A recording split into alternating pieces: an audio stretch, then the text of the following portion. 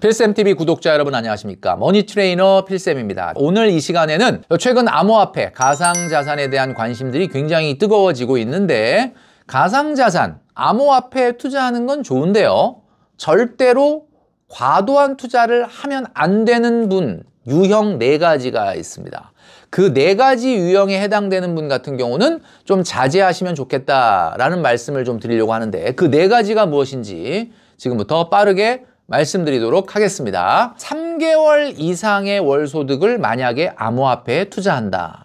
자, 어떤 느낌이 들까요? 만약에 내 한 달치 월급 또는 2달치 월급 미만을 가상자산에 투자했다면 굳이 그렇게 신경을 곤두세우지 않아도 될 수 있습니다. 그냥 오르면 오르나 보다, 떨어지면 떨어지나 보다 이렇게 생각할 수 있겠죠. 그런데 만약에 여러분의 소득을 3개월치 이상을 가상자산 암호화폐에 투자한다면 저는 이거는 어떻게 보면 정신적인 전업 투자자다라고 말씀드리고 싶습니다. 한마디로 이것을 손에서 떼일 수가 없어요.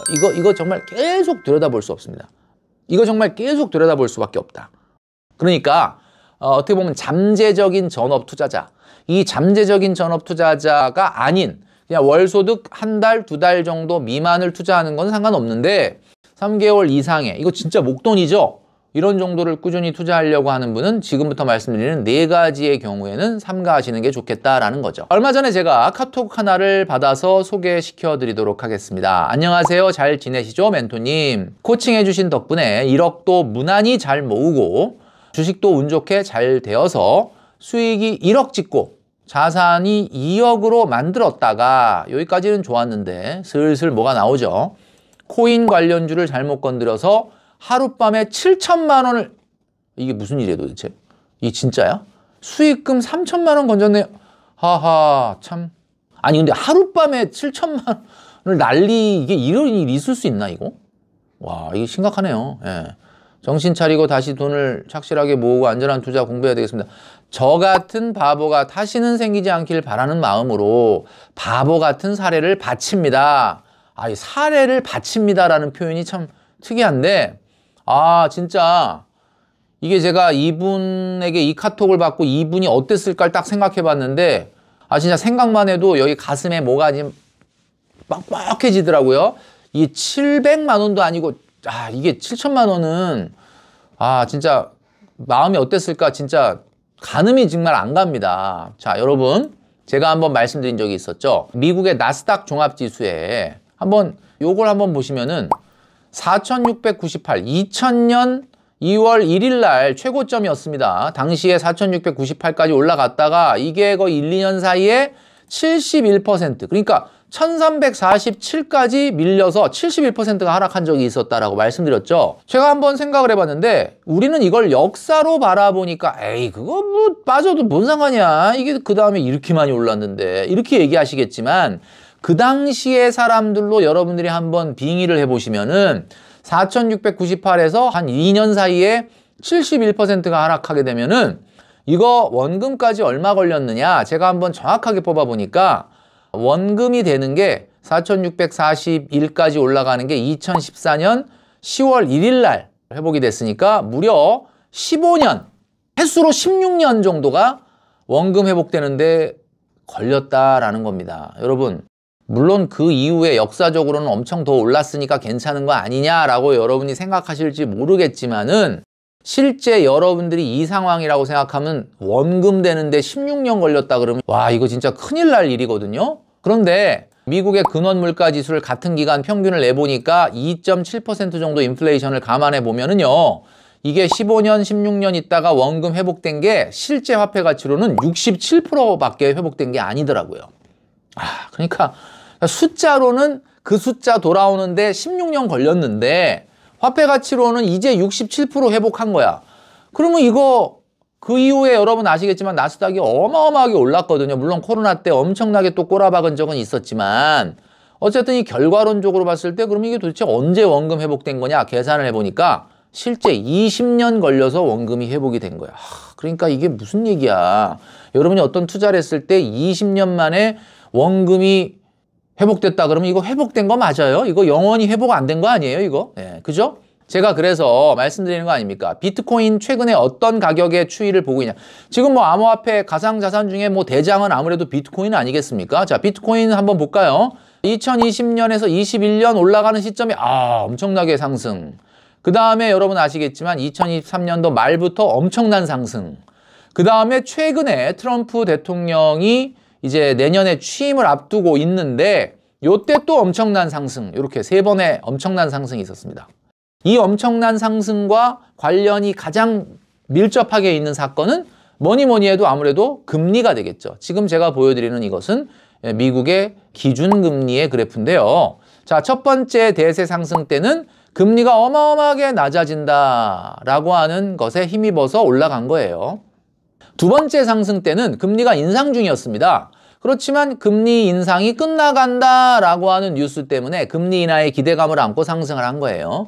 자, 세 번째 상승도 역시 금리 인하의 기대감도 있지만 가상자산에 대한 미국의 어떤 태도의 전환. 최근에 이제 중국이 가상자산에 대한 규제가 들어가고 이제 가상자산을 보유하고 있는 국가로 봤을 때 1위가 이제 미국이 됐죠. 뭐 우리나라도 한 6위에 올라갈 정도로 굉장히 높은 수준이라고 얘기하는데 아무튼 비트코인은 이와 제가 보여드렸던 것처럼 어쨌든 현금 흐름이 전혀 없는 자산이기 때문에 상당히 이 비트코인에 투자된 돈은 순수한 자본 투자의 성격이 강할 수밖에 없기 때문에 금리와 역외관계에 있을 수밖에 없습니다. 그래서 금리가 높아진다면 조금 불리하고요.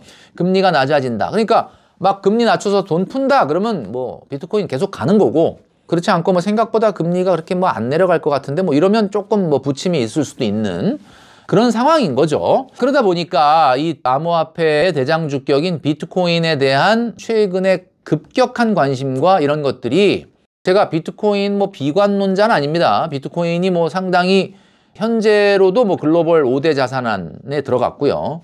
뭐 전망이 나쁘다라고 말하기는 어렵습니다만 중요한 건 최근에 너무 급격한 상승이 있었기 때문에 좀 경계심을 좀 가져야 된다라고 하는 부분을 말씀을 좀 드리고 싶은 거예요. 그리고 제가 지난 영상을 통해서도 말씀드렸지만 연준이 2번에 걸친 금리 인하에도 불구하고 시장 금리가 낮아지고 있지 않다라는 것이 결국 시장에서는 생각보다는 인플레이션이 크게 잦아들지 않을 수도 있다라는 점 말씀드렸지만 미국이 달러 재정에 대한 압박 때문에 국채 발행량이 늘어나면서 금리가 생각보다 시장에서 크게 낮아지지 않을 가능성이 많다.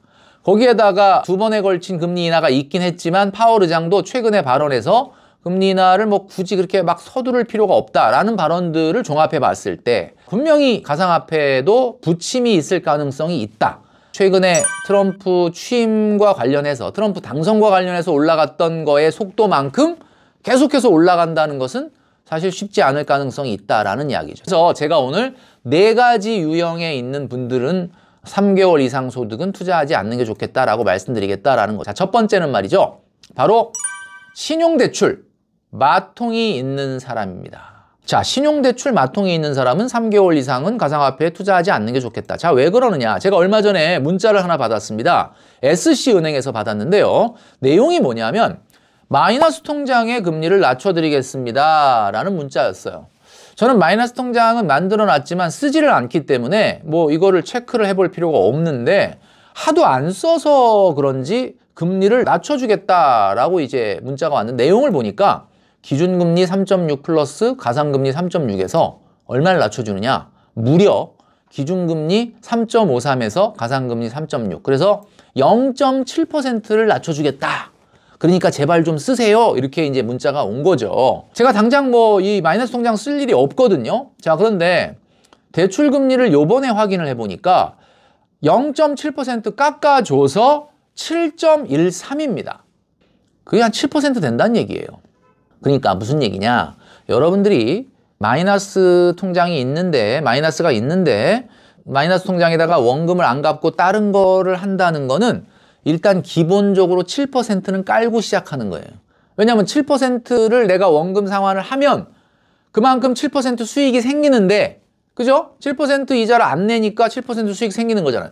그런데 내가 이거를 원금을 안 갚고 다른 데 뭔가를 한다는 것 자체가 무슨 얘기냐? 일단 7%를 깔고 시작을 하는 겁니다. 자, 여러분, 그러면 계산을 해보겠습니다. 일단 마이너스 통장이 있는 분이 가상자산에 이렇게 가격이 최근에 올라갔는데도 불구하고 새롭게 투자를 하겠다라고 한다면 대출금리 7%에다가 예금에다 넣었으면 가볍게 3.5 나왔을 텐데 그걸 포기하고 투자하는 거니까 최소한 10.5%는 나와야 되는 거예요. 10.5%. 그죠? 간단하게 한번 계산해 볼까요? 지금 뭐 비트코인이라고 한번 얘기해 보겠습니다. 비트코인이 뭐 최근에 뭐 10만 달러를 돌파한다, 안 한다, 뭐 요즘 얘기가 있는데 하여튼 뭐 10만 달러 갔다고 한번 가정을 해볼게요. 10만 달러에 이렇게 비싼 10만 달러에 샀어. 5년 정도 있다. 여러분들이 만약에 어느 정도 수익이 나야 되느냐. 여러분들은 마이너스 통장이 있는데 그 마이너스 통장에 돈을 갚지 않고 그리고 예금에다가 넣어서 3.5%를 받을 수 있는 걸 포기하고 비트코인에 투자했다. 그러면 1년에 10.5% 수익이 나야 되거든요. 근데 5년이라 그랬으니까 1 플러스 1.105의 5제곱을 해야 돼요. 1 플러스 1.105의 5제곱은 얼마냐? 1.647입니다. 그럼 무슨 얘기냐? 5년 후에 16만 4,700달러가 돼 있어야 된다라는 얘기죠. 물론 돼 있을 수 있죠. 예. 뭐 세상에 무슨 일이 벌어질지 모르는 일 아닙니까? 그러니까 한마디로 얘기하면 16만 4,700달러 갈 수도 있죠. 근데 문제는 그 사이에 그 정도면 전업 투자자 아닙니까? 전업 투자자면 계속 이거 들여다보고 신경 쓰고 에너지 쓰고 여러분들 회사에서 할 일 못하고 제가 봤을 때는 한 18만 달러는 가야 좀 똔똔이가 아닐까라는 생각이 듭니다. 마이너스 통장의 7% 정도의 이자율을 감당하고 있는 분이다라고 한다면 3개월 이상의 가상자산에 대한 투자는 조금 재고를 해봐야 된다라는 말씀을 드린 거죠. 자, 두 번째. 아직 내 집 마련을 못한 분들. 아직 내 집 마련을, 내가 아직 내 집 마련 못했으니까 지금 빨리 가상자산 투자해가지고 이걸로 돈 벌어서 집 살려고 하는 거 아니냐? 이렇게 얘기하시면 안 됩니다. 아직 내 집 마련을 못했다면 내 집 마련이라는 거는 예측 가능한 자금을 가지고 준비해야 돼요. 뭐 청약을 하든 아니면 뭐 대출을 받아서 사더라도 내가 이 정도 돈을 모았을 때 몇 년 후에 얼마가 되고 얼마를 갚을 수 있고 이런 어떤 예측 가능한 현금 흐름을 가지고 내 집 마련을 해야지 이렇게 변동성이 높은 자산을 통해서 내 집 마련을 한다라고 하면은 사실은 뭐 청약에 당첨이 되는데 중도금 내다가 중도금을 다 못 낼 수도 있고 잔금 치렀는데 내가 입주를 못할 수도 있고 전세를 줘도 돈이 모자랄 수도 있고 뭐 여러 가지 어떤 변수가 생길 가능성이 있거든요. 그러니까 여러분 일단은 내 집 마련이 아직 끝나지 않은 분 같은 경우는 3개월 이상의 가상자산은 조금 재고를 하는 게 좋겠다라는 말씀이 드리고 싶습니다. 셋째는 말이죠. 투자 성향이 위험 중립형 미만인 사람입니다. 자, 이게 무슨 말이냐. 여러분 증권회사나 또 은행이나 또는 뭐 네이버 같은 데 간단하게 해도 내 위험 성향이 어떤지를 파악할 수가 있거든요. 위험 성향이라는 게 뭐예요? 여러분 혹시 한 500만 원 정도 마이너스가 났어. 어떻게 편안하게 잠이 오십니까? 아니면 어떻게 해야 되나 막 잠이 안 와. 여러분 미래에 대한 어떤 불확실성에 대한 것이 있으면 뭐 그때 가서 그냥 결정하면 되지 뭐 이렇게 생각하는 분이 있고 잠이 안 오는 분이 있어요.